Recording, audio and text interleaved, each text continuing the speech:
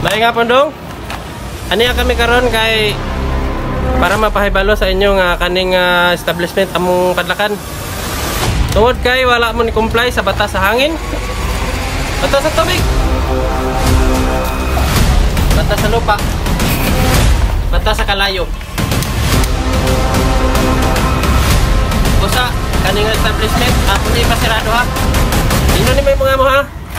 No trespassing mo sa batas 1360007 nga pag-comply sa atong ancestral house, mga ancestral land na to. Wala mo na-comply sa inyong document.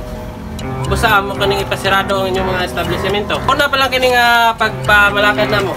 So, isirado, utangi kuan, tarpaulin. Tarpaulin nga gamay. Iskasip. Patas. Padlak. Amoy padlak niya. Bawal mo mag-open. Ingnon ni mo yung mga mo nga bawal mo mag-open. Mintras wala mo na-comply sa Republic Act 190007 ha.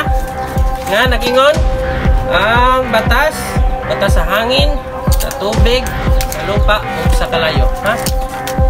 So, ingnon ni mo yung mga amo do ha. Oops, ay nag-ikuan ni mo armas. Paus na. Ha? Ang ato dre kalinaw. Kalinaw panagiusa, ha? Imo ni pakita sa imong amo, ipasugnayan na nimo sa imong amo before mo magsirado. Makablit ha. Sige, sira ko rin yung cellphone.